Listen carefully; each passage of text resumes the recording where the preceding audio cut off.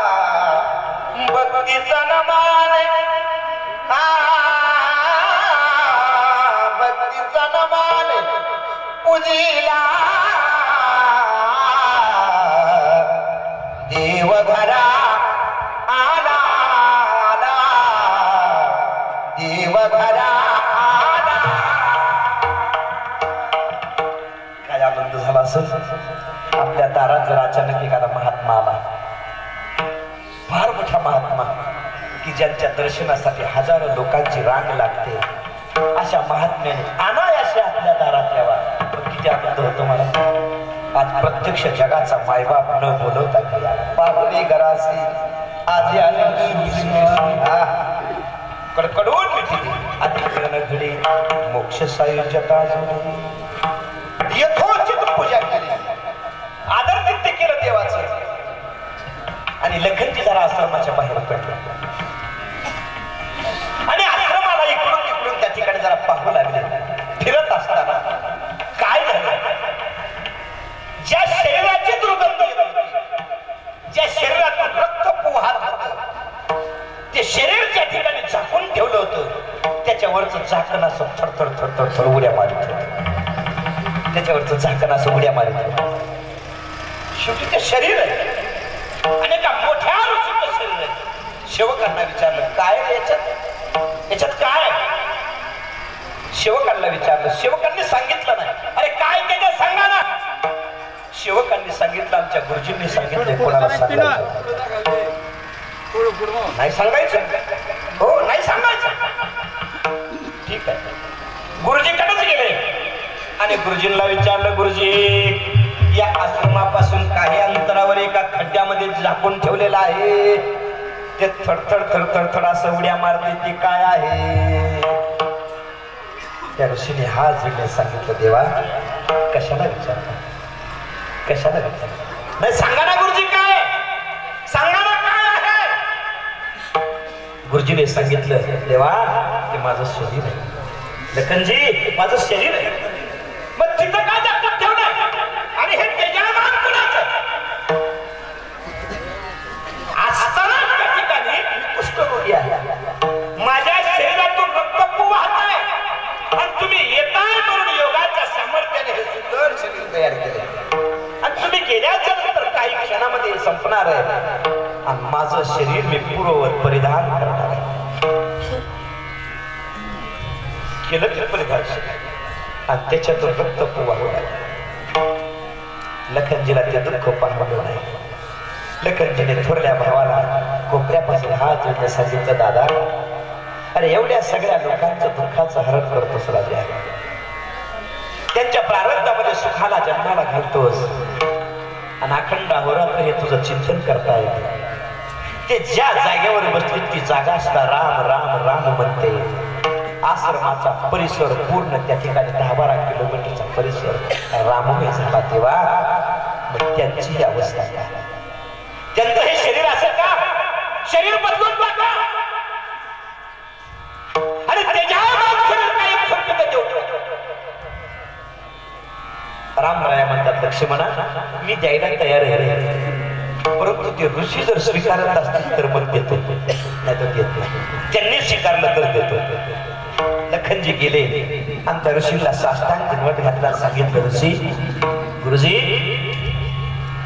इतकं दुःखाचं जीवन जगण्यापेक्षा जगाचा मायबाप माझा दादा आहे की आणि तुमचं शरीर तेजायमान करून टाकेल कायम घ्या. त्या ऋषीने सांगितलं, लखनजी शरीराचा स्वीकार करतो, त्या तेजायमान सुंदर शरीराचा स्वीकार करतो, पण देवाला जाऊन विचारा मला फक्त शरीर देऊ नका. माझ्या प्रारब्धात जर बदल करत असला तो बदल करत असला तर शरीर स्वीकारता स्वीकारत नाही. लखनजी म्हणले, एवढंच काय, त्यात काय अवघड आहे? माझा भाऊ देव आहे, देव आहे माझा भाऊ देव, आणि तो तुमच्या प्रारब्धात 0 मिनिटात बदल करेल, त्याच्यात काय मला आत्ताच आपण बापात भावाचा आदेश. लखनजी पळतच गेले देवाकडे आणि राम राहायला म्हणतात, दादा दादा त्या ऋषीला तेजायमान शरीर करून देत, परंतु त्यांच्या प्रारब्धात सुद्धा बदल करून. रामरायाचे वाक्य लक्षात ठेवा. रामराय म्हणजे लक्ष्मणा, अरे वेड्या, त्या ऋषींच्या प्रारब्धात जर मला बदल करता येत असता तर अयोध्येपासून इथपर्यंत अनवणी कशाला चालत आला असता. सीता सीता सीता सीता म्हणून का फिरलो असतो?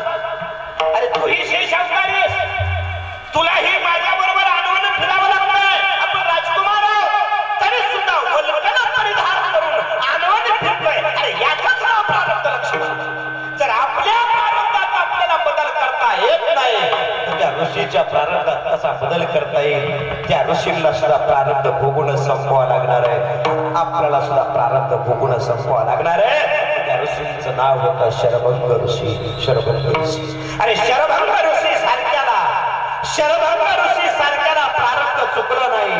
नव्हे नव्हे प्रत्यक्ष देवादी देव प्रभू रामचंद्राला प्रारब्ध चुकलं नाही, मग ते आपल्याला कसं चुकेल? मग महाराज त्या प्रारब्धाची गती तुम्हाला आम्हाला अभंगाच्या पहिल्या संचिताचा भोग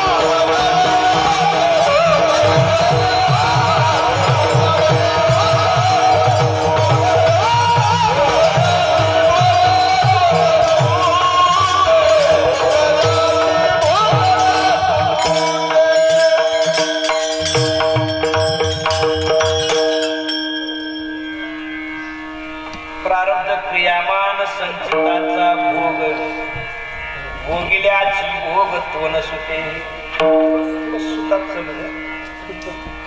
फिरायचा संगम चालल्यावर कसं लागतं थोडं गोर प्रारंभ शरभंग सारख्याला भोगावं लागलं देवादिदेव प्रभू रामचंद्राला भोगावं लागलं आपल्याला भोगावं लागलं मग कोणी असं भले ते आपल्या जन्माला घालणारी आपली आई असू द्या किंवा आयुष्यभर आपल्यासाठी कष्ट करून शून्यातून स्वर्ग निर्माण करणारा आपला जन्मदाता बाप असू द्या कोणी असू द्या प्रत्येकाला प्रारंभ भोगावं लागणार आहे आणि मग त्यावेळेस दुःख होणं साहजिक आहे जगातले सगळ्यात मोठे जड रत्न एवढी दोनच आहेत दोनच आहेत एक आई आणि दुसरा बाप म्हणून असं म्हणतात की आईसारखं प्रेम कोणी देत नाही राजा आमच्या बापासारखा आधार कोणी देत नाही देतो कोण आधार आई हे पालन देतो आणि बाप हे आधार देतो आधार देतो आयुष्यभर आधार द्यायचं काम बाप करतो आणि आयुष्यभर लालन पालन करायचं काम आपली आई करते विचारा त्या लेकीला विचारा त्या एक मुलाला ज्याच्या जीवनाचा आधार देणारा बाप गमावला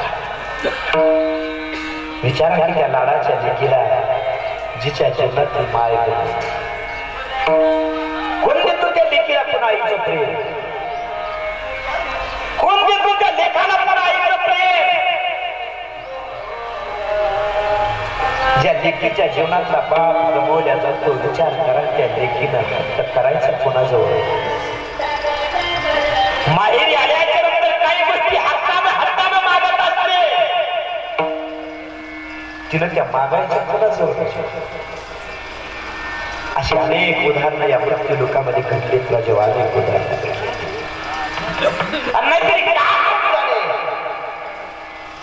बाप गेल्याच्या नंतर खरा वनवास त्या लेकीच्या जीवनात असतो आई गमावल्याच्या नंतर खरा वनवास त्या लेकीच्या जीवनात असतो आणि ज्याच्या लेकराच्या जीवनातली प्रेम देणारी माय दिलेला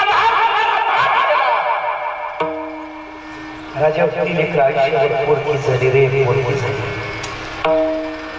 मग ती आधारित दृष्ट्या व्यवहारिक दृष्ट्या कितीही मोठ्या असत्या किती मोठ्या असत्या परंतु ज्यावेळेस प्रेम देणारी आई आधार देणारा बाप जातो ना महाराज त्यावेळेस मुलगी पोरकी होते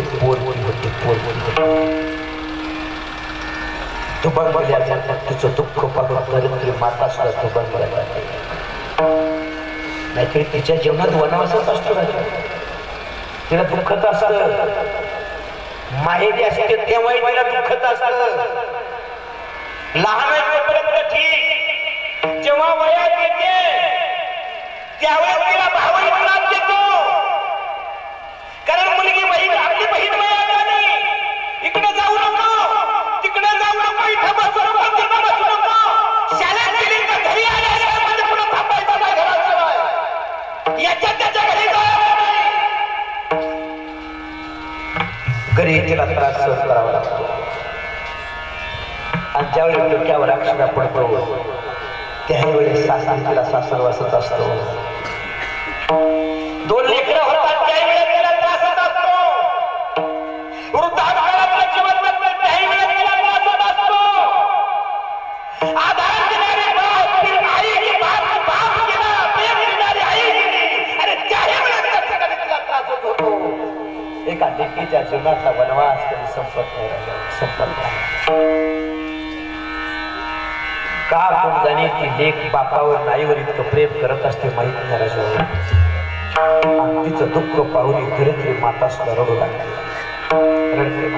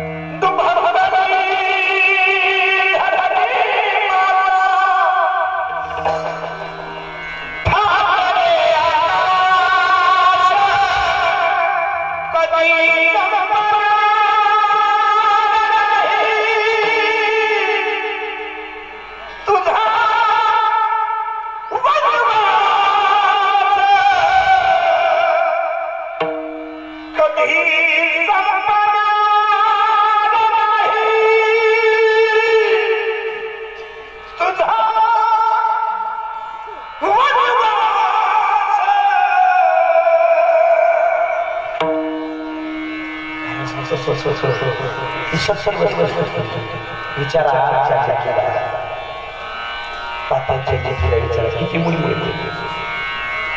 नाही ना मुलं किती दोन विचारा करला बघा की बसलेल्या डोळ्याला आसवानला मार्ग मोकळा झाला त्याच्या देखील रडतायत महाराजांची तुलना कशात करू शकत कशात करू शकत कारण पाप एक अधिकार आहे तो आयुष्यभर फक्त आणि फक्त चंदनाप्रमाणे जिजायचा स्वीकार करायचा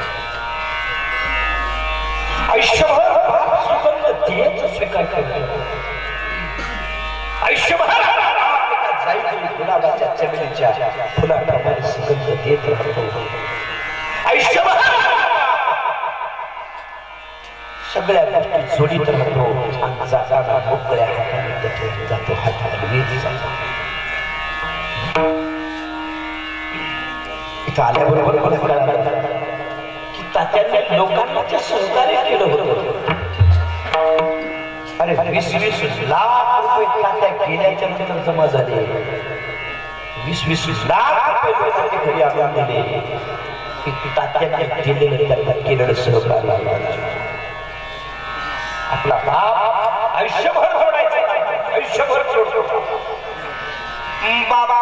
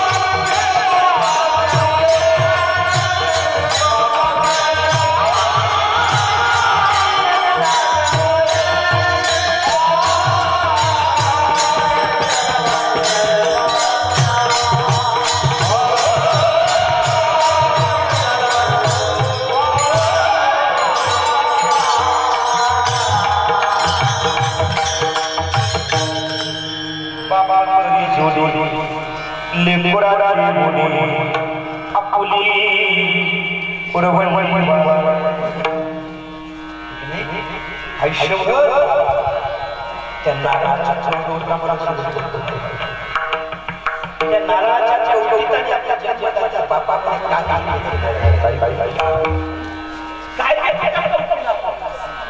नारळाच्या कवटीला काय देतो काहीच नाही त्या नारळाच्या कवटीमुळे आतलं पाणी सुद्धा गोड त्या कठीण कवटीमुळे सहज ते फुटत जसा सहज आपला बाप आपल्यापासून फुटत बाहेरचं त्याचं आवरण काढतो आणि जितकी ताकद ताकदीने एखाद्या दगडावर त्याच्याकडे पाणी ग्लास तांब्यावर पाणी पाणी घेऊन आणि त्या कवटीला खोबरं काढायला जातो ते खोबरं सुद्धा सहज निघत नाही इतकं त्याच्यात असं एखादं फुलताना घालतो आपण आणि त्या खोबऱ्याला बाहेर काढतो आणि ती कवटी उचलतो आणि एका कचऱ्याच्या डब्यात नेऊन टाकतो. ते खोबरं खातो आपण आणि सहज बोलतो, काय गोड खोबरं आहे, काय गोड लागतंय खोबरं. अरे त्या कवटीमुळे खोबरं गोड लागतंय, खोबऱ्यामुळे खोबरं गोड लागत, त्या कवटीमुळे खोबरं गोड लागतंय. बाहेरची कवटी जर नसती तर ते खोबरं तर काय कुठून तयार झालं. ते खोबरंही खाऊन घेतो, पाणी पिऊन घेतो आणि ती कवटी आपण कचऱ्याच्या डब्यात फेकून देतो. सकाळी सकाळी आपली आई बहीण उठते, चूल पेटवते आणि ती चूल पेटाना मग काय करते, कागद 2-3 नारळ पडले होते त्या शेंड्या गोळा करते, त्या कवट्या गोळा करते आणि मला चुलीत टाकते. त्याच्यावर रात्रीवरती काळी पेटवते आणि वर तवा ठेवते. ती कवटी पेटायला लागते. कवटी पेटत असते पण पेटणाऱ्या कवटीला सुद्धा दुःख वाटत नाही, ती आनंदात असते. ती कवटी विचार करते, अरे माझ्या जाळण्यात जर वरचा तवा भाजत असेल आणि भाजलेल्या तव्यावर जर त्या ठिकाणी तुमची आई भाकर भाजत असेल आणि पुरांना तुमचं जर पोट भरत असेल ना, तर माझं जळणं सुद्धा जळणं नाही, माझं जळणं सुद्धा जगणंच आहे, माझं जळणं सुद्धा जगणं.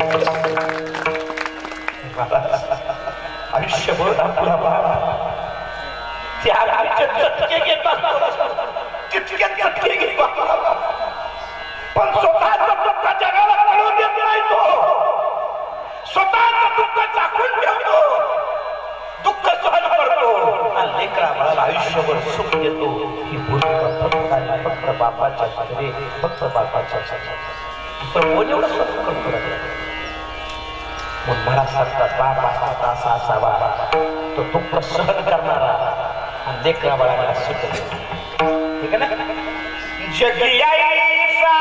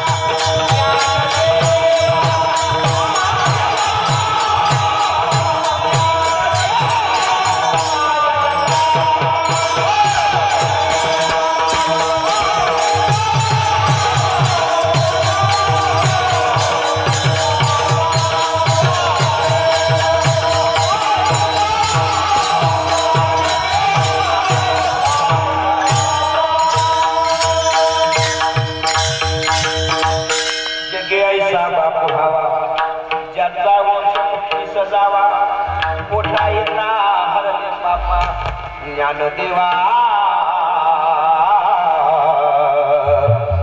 माय बापा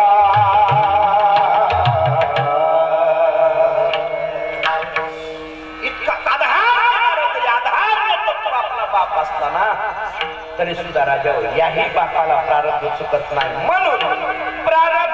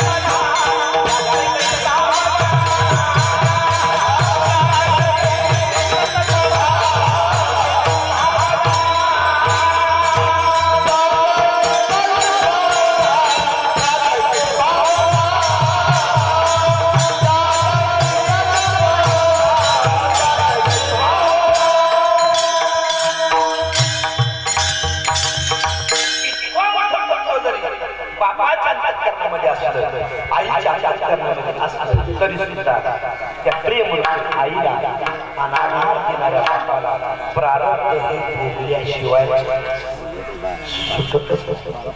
भोग अनेक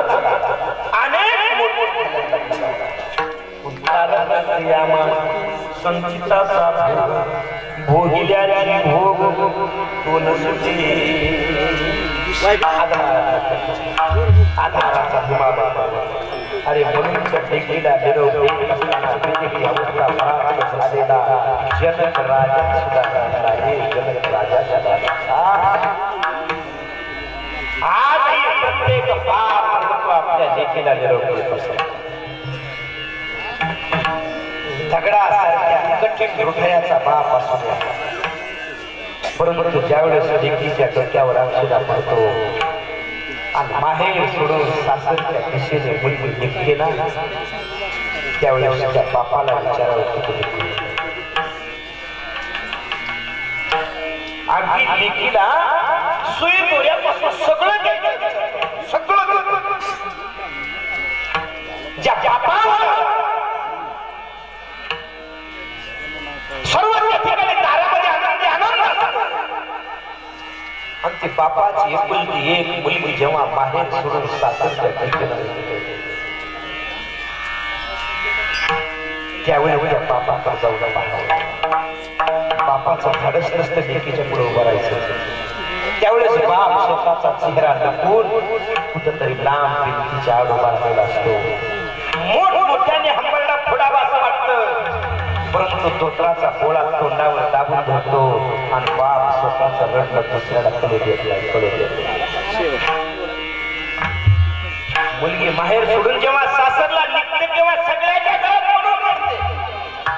आईच्या गळ्यात पडून रडते, बहिणीच्या गळ्यात पडून रडते, भावाच्या गळ्यात पडून रडते. रडणं साहजिक असतं. अरे ज्या अंगणामध्ये तिचं आयुष्य गेलेलं असतं,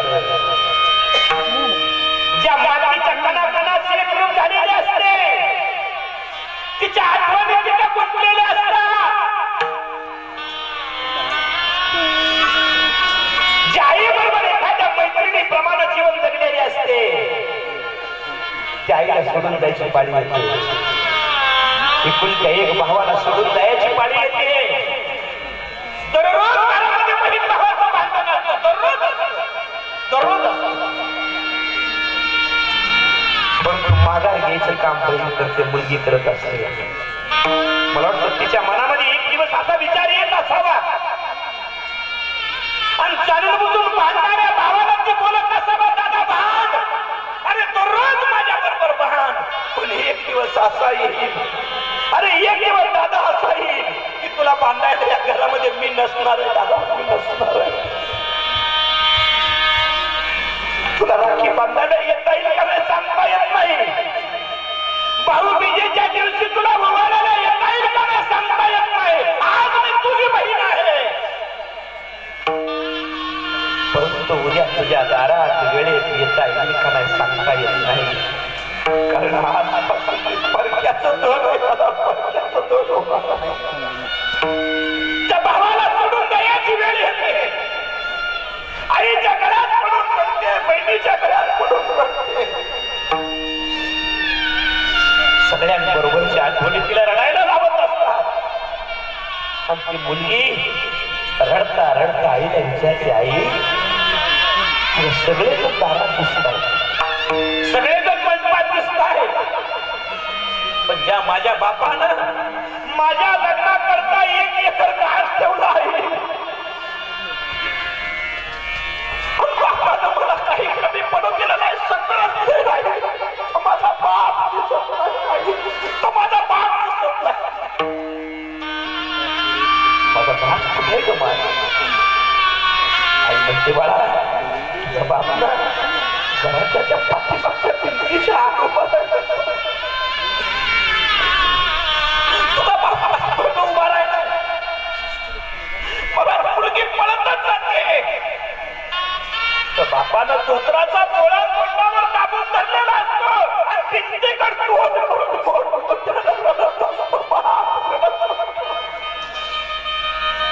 त्या रडणाऱ्या बापाला एकुलती एक मुलगी मिठी मारते. बाबा मोठ्याच्या हात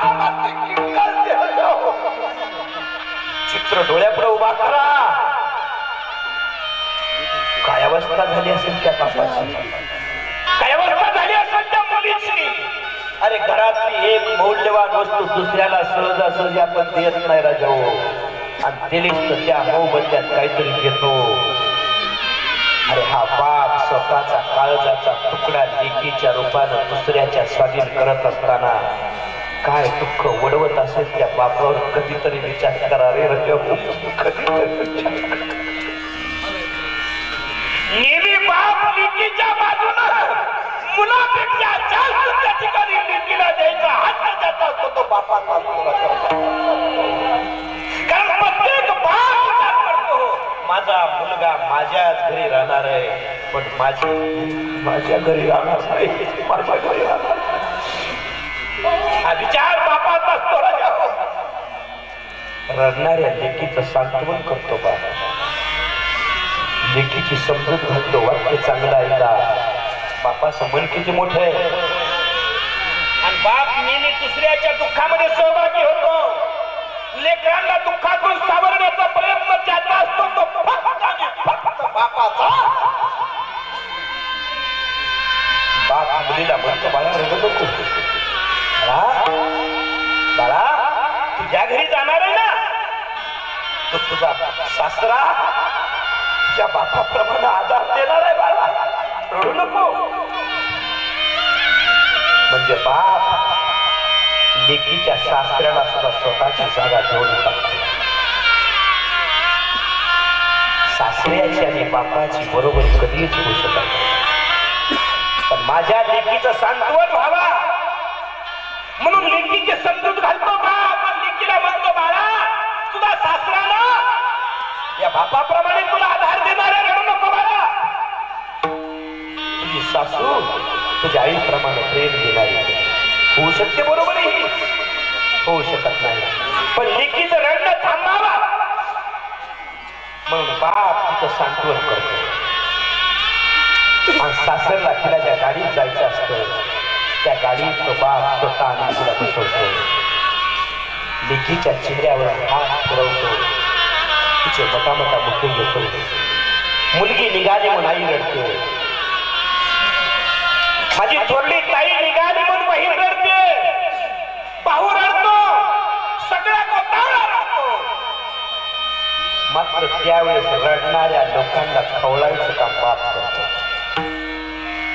जो तोत्राचा गोळा तोंडावर दाबून धरून घराच्या पाठीमागे जाऊन रडत असतो तो बाप रडणाऱ्या लोकांना खवळतो. का रडणार रे? अरे आपण गणपतीला म्हणतो आपल्या घरी राहणार ना. काळजावर दगड ठेवतो बाप. आणि दगड ठेवून एक वाक्य बोलवलं तर हे वाक्य बोलणं कोणाला सोपं नसतं. बाप म्हणतो अरे आपण जन्म दिला म्हणून ती आपली का? आता ती आपली नाही, आता ती परगाचं घर. महाराज सुखाच्या काळजाच्या तुकड्याला परक्याचं तण म्हणणं सोपं आहे का? सगळ्यांवर ओरडतो बाप. आणि त्या लेकीला गाडीमध्ये बसवतो. आणि गाडी नजऱ्या होईपर्यंत त्या गाडीकडे बाप पाहत असतो. आणि जेव्हा गाडी नजऱ्या तेव्हा दुसऱ्याचा का रडता म्हणणारा बाप, दुसऱ्यांवर ओरडणारा बाप फळतच येतो. आणि घरातल्या कोपऱ्यात बसून एखाद्या सासूरवासी सुनेप्रमाणे हा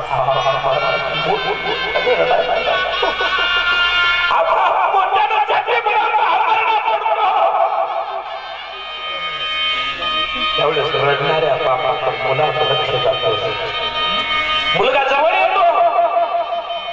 वाक्य चांगलं आहे का? मुलगा जवळ येतो. बापाला म्हणतो बाबा बाबा आम्हाला का रडता म्हणणारे तुम्हीच ना. बाबा बाबा आम्हाला का रडता म्हणणारे तुम्हीच ना. मग तुम्ही का माई बाप बापच तर ऐकण्यासारखं आयुष्यभर लक्षात ठेवा.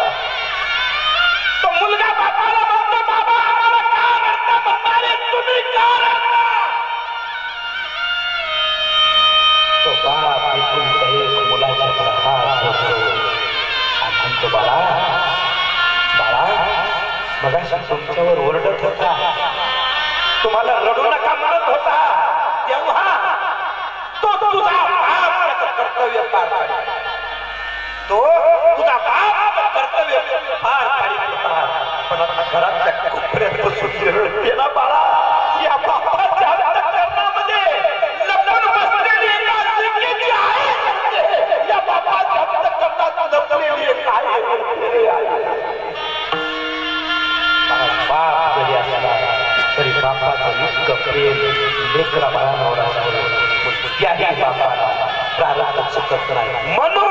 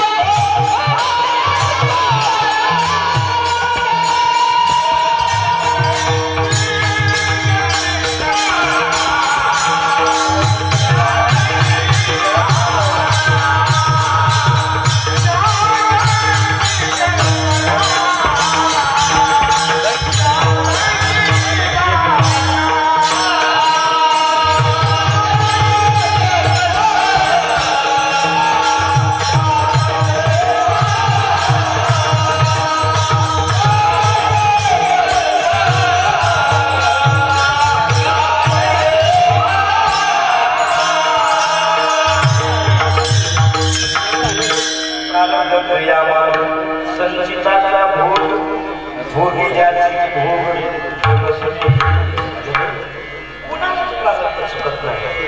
आतापर्यंत कोणी एवढंच पावणे 1 वाजता बोलणं फार बाकी आहे, परंतु वेळ आपल्याला परवानगी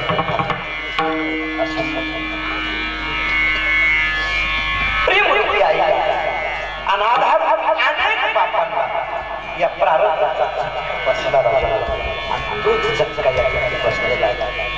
आणि त्या निमित्तानं आपण तात्यांच्या पुण्यस्मरणाचा त्या ठिकाणी एक विशेष सत्संग करतो. काय काय शेवटी नावीला काय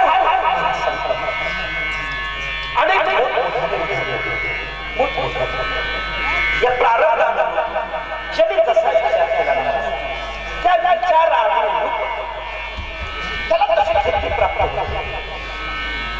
एक गती प्रगती अनादर हा देह त्याला गती प्राप्त करता येते.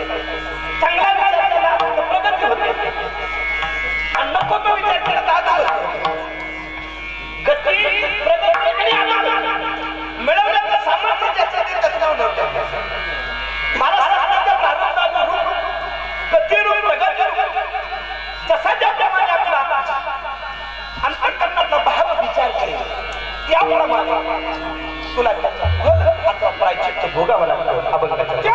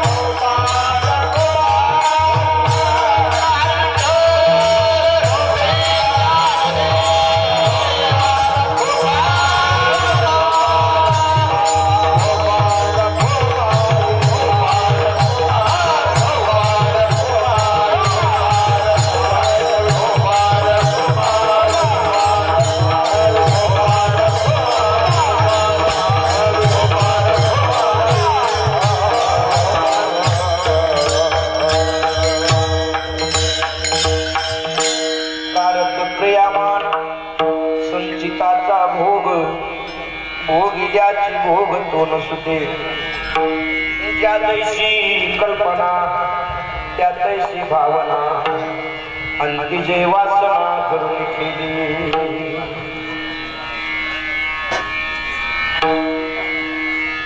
एक लाखाचा हा जो टाइम आहे असं थोडासा सुरू करायला जरा उशीर थोडासा उशिरा करायला ज्या तात्यांच्या प्रथम पुण्यस्मरणाच्या निमित्तानं कीर्तन सत्संग झाला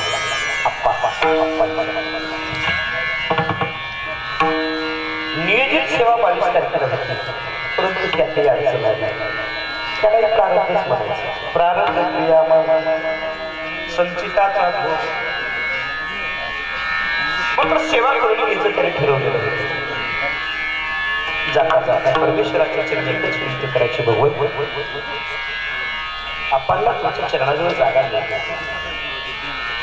आणि या समस्त कुटुंबावरती पितरांच्या रूपाने आपणच्या कृपा आणि वर्षानुवर्ष या कुटुंबाकडून पुण्यस्मरणाची सेवा अशाच प्रकारची त्यांनी जी परंपरा त्या ठिकाणी राबवली ती परंपरा त्या ठिकाणी अगदी काटेकोर पद्धतीने राबवण्याची सद्बुद्धी सामर्थ्य त्यांच्याच कृपेने या समस्त कुटुंबाला मिळावी अशा प्रकारे परमेश्वराच्या चरणी आशा व्यक्त करूया आणि तुम्हा देवासमोर असलेल्या सर्व जनता जनार्दनाच्या वतीनं एवढे सगळे महाराष्ट्रातील नामवंत गुणवान मंडळी यांच्या वतीनं समस्त महाराष्ट्र राज्य वारकरी महामंडळ अहमदनगर जिल्ह्याच्या वतीनं आपल्याला भावपूर्ण आदरांजली या ठिकाणी समर्पित करूया जाता जाता एक सूचना देतो राजा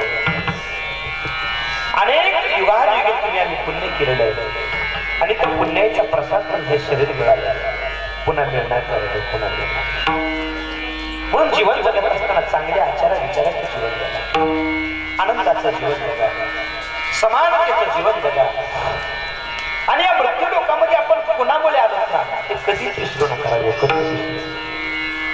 अरे एखाद्याने कधी आपल्याला घासभर अन्न दिलं आपण त्याला कधी विसरत नाही एखाद्याने काढलेल्याची तहान जाणली भुकेल्याची भूक जाणली तर त्या लोकांना कधी विसरत नाही अरे ज्याने सुंदर असं आयुष्य आपल्याला दिलं त्या आईला त्या बापाने कसं विसरावं रे आपण ज्या आईनं रक्ताचं दूध करून पाजलं रे ज्या आईनं 9 महिने 9 दिवस पोटामध्ये एवढा मोठा गोळा वागावला त्या आईचा कधी विसर पुढे पुढे नका ज्या बापानं आपलं आयुष्य रेग रूपाला लावण्यासाठी स्वतःच्या इच्छा आकांक्षा मनसा कामना तृष्णा बाजूला ठेवल्या इच्छा झाकून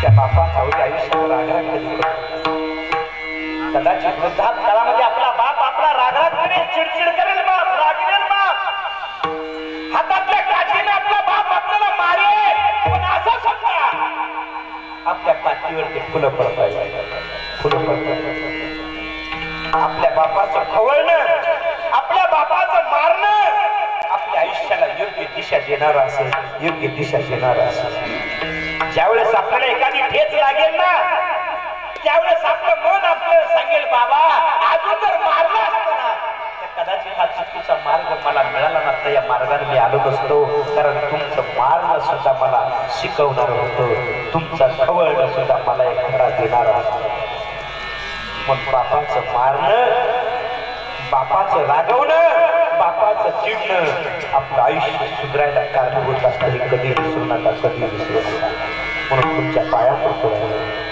एक वेळ देवाचा विसर पडला चालेल एक वेळ संताचा ग्रंथाचा विसर पडला चालेल पण पाया पडून सांगतो विसरू नको रे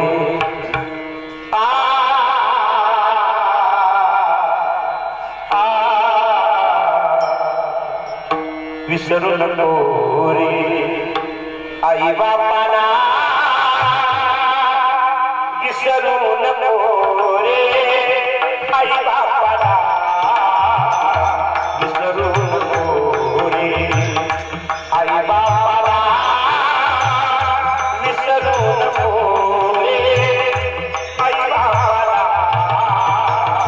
विसरू नको रे बहीण भावाला विसरू नको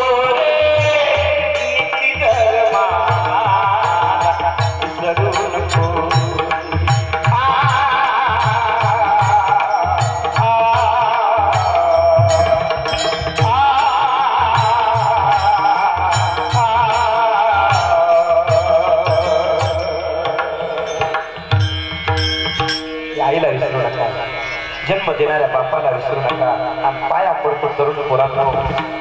तरुणांना तुमच्या चरणावरती नाक घासून नतमस्तक होतो.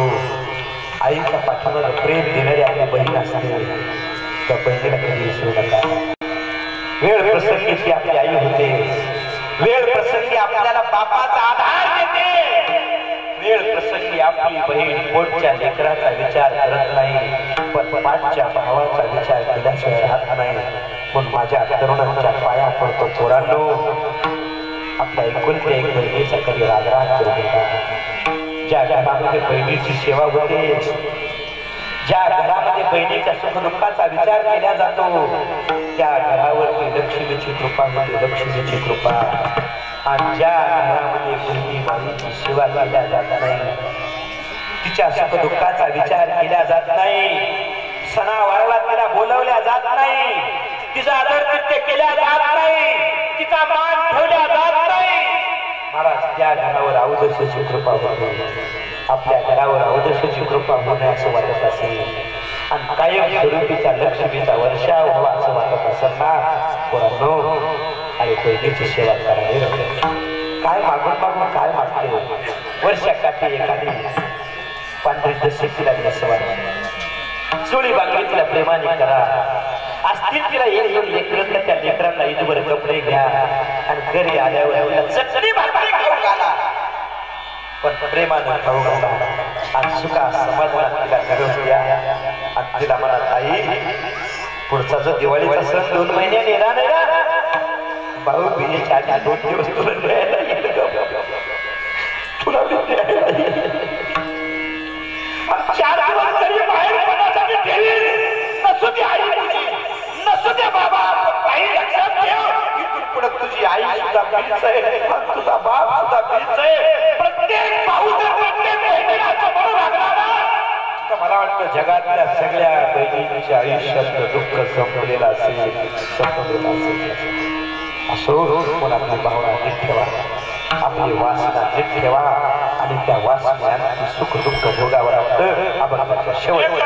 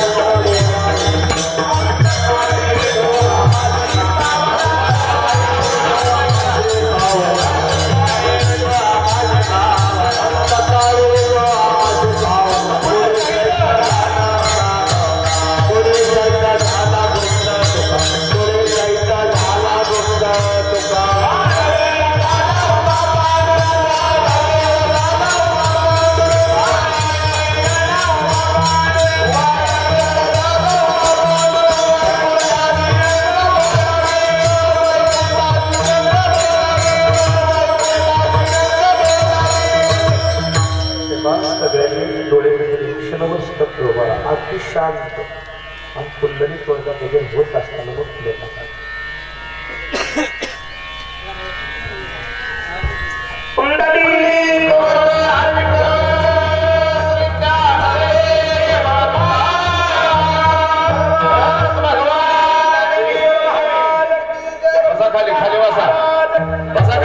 हनुमान महाराज राजाधिराज प्रभु रामचंद्र भगवान की जय। अपने माता पिता जरा ऐकू द्या याला थोडा ज्ञानेश्वर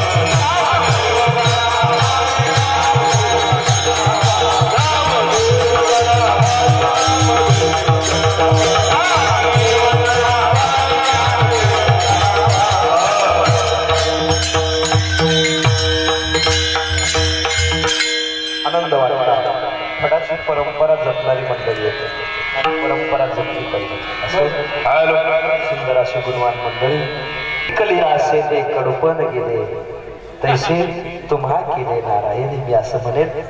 बघा इतक्या श्रद्धेनं इतक्या तळमळीनं श्रवण करणारी अशी मोठी माणसं ज्यावेळेस बाजूला बसतात ना त्यावेळेस बोलणार आले अमृत पिल्याचा आनंद, अमृत असं त्यांच्याही कृपा बघूनच मला समाधान वाटतं। इतक्या रुबाबात बसणारे व्यक्तिमत्व आता पाहायला मिळत नाही अशी माणसं मिळत नाही। आणि तुमच्या परिसरामध्ये अशी माणसं पाहायला मिळतात, मला मनापासून समाधान वाटलं।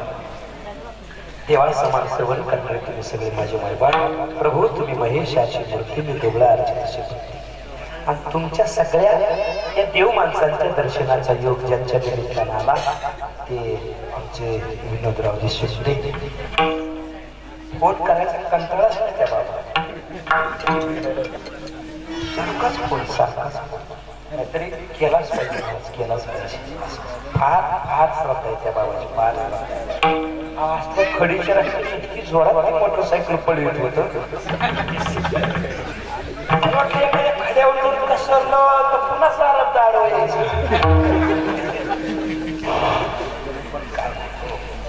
फार तळबळ त्या राजाची, फार। आणि माझ्या आयुष्यात का मला प्रेम करणारी माणसं अशीच माणसं प्रेम करणारी भेटावर। बघा बाकीच्या गोष्टी आयुष्यामध्ये घेऊन असतात, जाता जाता तुमच्या चरणावरती नतमस्तक होतो। आपलं एकमेकाविषयी प्रेम आहे ना, ते प्रेम कायम स्वरूपीचं असंच राहतं। एक वेळेस बाकीच्या गोष्टी धनामध्ये, दौलतीमध्ये, लौकिकामध्ये वजाबाकी हो द्या, पण तुमच्या पाया तिचे प्रेम भगवंताच्या कृपेने जुळल्या गेलंय ना, प्रेमात अंतर पडू देऊ नका एवढीच अपेक्षा भगवंताच्या चरणी आणि तुमच्या अंतःकरणाच्या चरणी त्या ठिकाणी इच्छा व्यक्त करतो या ठिकाणी थांबतो. मला शेवटची